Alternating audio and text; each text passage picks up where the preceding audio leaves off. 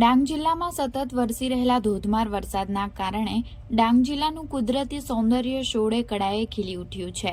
ત્યારે ડાંગના પ્રવેશદ્વાર વઘઈ ખાતે આવેલા ગીરાધોધ જીવંત થતા પ્રવાસીઓએ ડાંગ જિલ્લા તરફ દોડ મૂકી છે। કુદરતી સૌંદર્યથી ભરપૂર એવા ડાંગ જિલ્લામાં વરસાદથી શરૂઆત થતાં જ ગુજરાતભરમાંથી પ્રવાસીઓ ડાંગ જિલ્લામાં હરવા ફરવા માટે આવતા હોય છે। ત્યારે ડાંગ જિલ્લામાં સતત વરસી રહેલા વરસાદથી ડાંગ જિલ્લાના સૌંદર્યમાં વધારો થયો છે અને ડાંગ જિલ્લો લીલોછમ બન્યો છે। ડાંગમાં વરસાદ શરૂ થતાની સાથે જ અનેક નાના મોટા ધોધ તેમજ ઝરણા સક્રિય થતા હોય છે, જેનાથી પ્રવાસીઓને અહીંયા ફરવાની મજા આવતી હોય છે।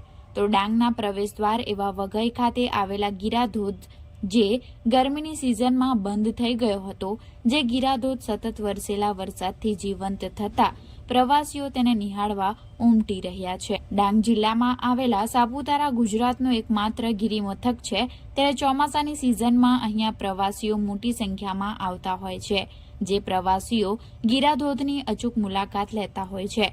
ગીરાધોધ સક્રિય થતાની સાથે જ તંત્ર પણ સજ્જ થઈ ચૂક્યું છે અને ગીરાધોધની નજીક કોઈપણ પ્રવાસી ન જાય તે માટે દોરડા બાંધી દેવામાં આવ્યા છે। સાથે જ એક સાઇન બોર્ડ મૂકી લોકોને સેલ્ફી ન લેવા તેમજ ધોધની નજીક ન જવા માટે પણ માહિતગાર કરવામાં આવ્યા છે। હું ફરવા આવી છું મારા મમ્મી પપ્પા સાથે વઘઈ ગીરાધોધ। અહીંયા એટલું મસ્ત વેધર છે કે મને બહુ જ બ્યુટીફુલ છે। ચોમાસામાં અહીંયા મને રહેવાનું મન થઈ જાય છે, એટલું મસ્ત વેધર છે। મારા ફ્રેન્ડ્સ લોકોને બી કહીશ કે અહીંયા આવે ફરે ચોમાસામાં, એટલે પછી અહીંયા આવે એન્જોય કરવા। બસ પછી તમે લોકો બી આવજો એન્જોય કરવા। Thank you. અમે ડીસાથી અહીંયા ફરવા માટે આવેલા છીએ। એકચ્યુઅલી આજ સુધી સોશિયલ મીડિયા પર ઘણી જગ્યાએ જોયું છે કે ડાંગમાં ફરવા લાયક વસ્તુ છે, સારું નેચરલી કુદરતી વાતાવરણ છે। એકચ્યુઅલી જે સાંભળ્યું છે એના કરતાં અહીંયા આવ્યા પછી ખરેખર અનુભૂતિ એના કરતાં કંઈક સારી થાય છે।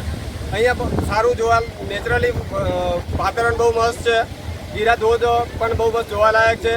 ને આપણે એક ઉપમા આપીએ તો ઉપમા એવી પણ આપી શકીએ કે ધરતીનો સ્વર્ગ એ અહીંયા ડાંગ જિલ્લામાં જ છે। બીજે ક્યાં ફરવા જવા કરતાં અહીંયા ફરવા આવો, બહુ મસ્ત વાતાવરણ છે, એન્જોય કરવા લાયક સ્થળ છે। Thank you.